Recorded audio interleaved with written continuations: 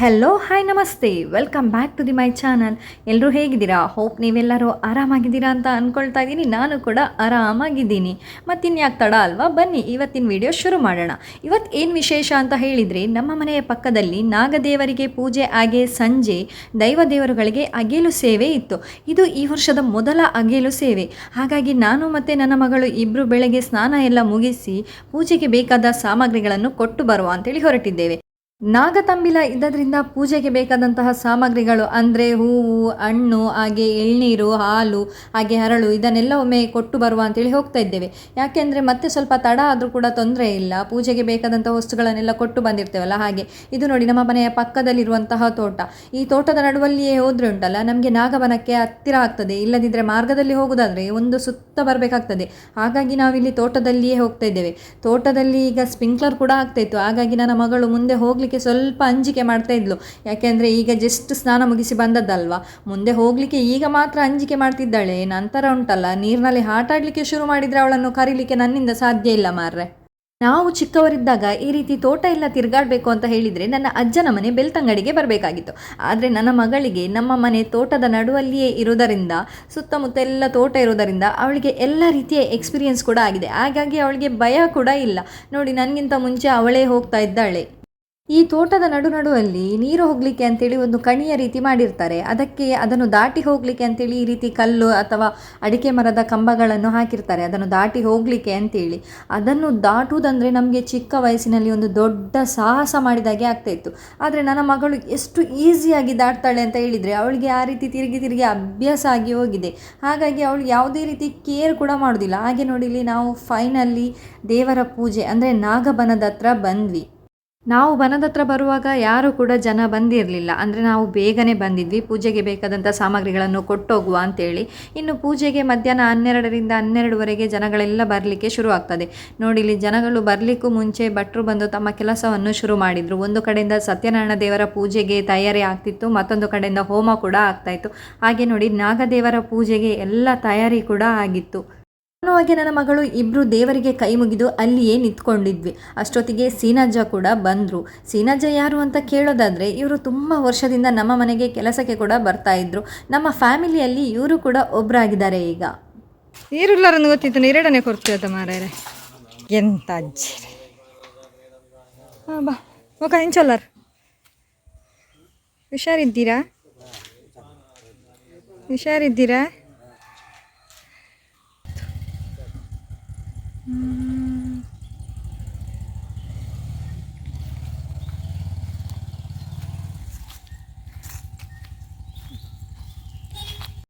ನಾನು ಮತ್ತು ಸೀನಜ್ಜ ಇಬ್ಬರು ಕೂಡ ನಾಗಬನದ ಹತ್ರದಿಂದ ದೈವಸ್ಥಾನದ ಹತ್ರ ಹೋಗುವ ಅಂತೇಳಿ ಹೊರಟ್ವಿ. ಸಂಜೆ ಅಗಿಲು ಸೇವೆ ಇದೆ ಅಂತ ಹೇಳಿದ್ನಲ್ವ, ಅದು ಇಲ್ಲಿಯೇ ಇರುವುದು. ಇಲ್ಲಿಯೂ ಕೂಡ ನೋಡ್ತಾ ಇರ್ಬೋದು, ಯಾರು ಕೂಡ ಜನ ಕಾಣಿಸ್ತಾ ಇಲ್ಲ. ಕೆಲವೊಬ್ಬರು ಮಾತ್ರ ಬಂದು ಇಲ್ಲಿ ಸಂಜೆಗೆ ಬೇಕಾದಂತಹ ತಯಾರಿನೆಲ್ಲ ಮಾಡ್ತಾ ಇದ್ದಾರೆ. ನಾವು ಕೂಡ ಈಗ ಹೋಗಿ ದೈವಸ್ಥಾನದ ಹತ್ರ ಹೋಗಿ ದೈವ ದೇವರಿಗೆ ಕೈ ಮುಗಿದು ಅಲ್ಲಿಂದ ಮನೆಗೆ ಹೋಗುವ ಅಂತೇಳಿ ಹೊರಟ್ವಿ. ಯಾಕಂದರೆ ಇನ್ನು ಪೂಜೆಯ ಹೊತ್ತಿಗೆ ತಯಾರಾಗಿ ಬರಬೇಕಲ್ವಾ ಅಂತೇಳಿ.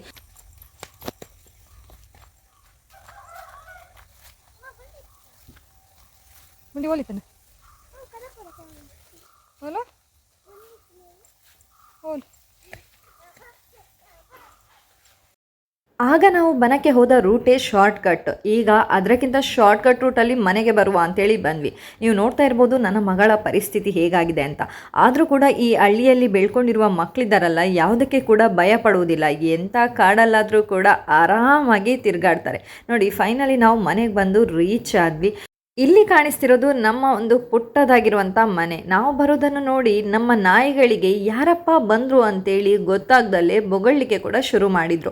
ಅಷ್ಟೊತ್ತಿಗೆ ಈಚೆ ನೋಡುವಾಗ ನಾವಿಲ್ಲ ಅಂತ ಗೊತ್ತಾದ ತಕ್ಷಣ ನಮ್ಮ ಚಿಂಟು ಹೊರಗಡೆ ಹೋಗಿ ಆಟ ಆಡಲಿಕ್ಕೆ ಕೂಡ ಶುರು ಮಾಡಿದ್ದ. ಹಾಗೆ ನಾವು ಬಂದದನ್ನು ನೋಡಿ ಓಡಿ ಬಂದ. ಅವನ ಹತ್ರ ಮಾತಾಡ್ತಾ ಕೂತ್ಕೊಂಡ್ರೆ ಇನ್ನೂ ಆಗಲಿಲ್ಲ ಅಂತ ಹೇಳಿ ನಾವು ಬೇಗ ತಯಾರಾಗಿ ಇನ್ನು ಪೂಜೆಗೆ ಹೋಗುವ, ಇಲ್ಲದಿದ್ದರೆ ಎಲ್ಲ ಬಂದು ಪೂಜೆ ಮುಗಿಸಿ ಹೋದ ನಂತರ ನಾವು ಹೋಗಬೇಕಾಗ್ತದೆ ಅಂತೇಳಿ ರೆಡಿ ಆಗಲಿಕ್ಕೆ ಬಂದೆ.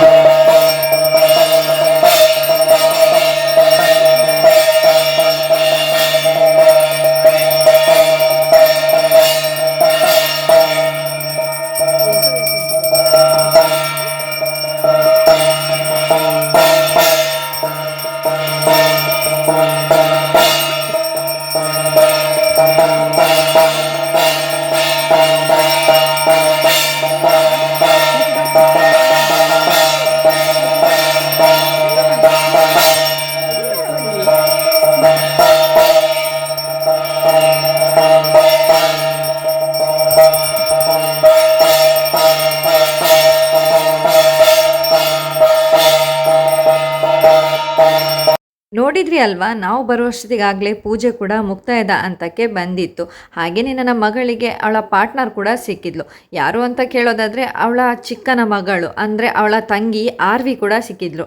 ಇನ್ನು ಆರ್ವಿ ಸಿಕ್ಕಿದ್ದಾಳೆ ಅಂತ ಹೇಳಿದ ಮೇಲೆ ಅವಳಿಗೆ ಇನ್ಯಾರು ಬೇಕು ಅಂತಲೇ ಇಲ್ಲ, ಅವರಷ್ಟಕ್ಕೆ ಅವರು ಖುಷಿ ಖುಷಿಯಿಂದ ಆಟ ಆಡ್ಕೊಂಡು ಇರ್ತಾರೆ.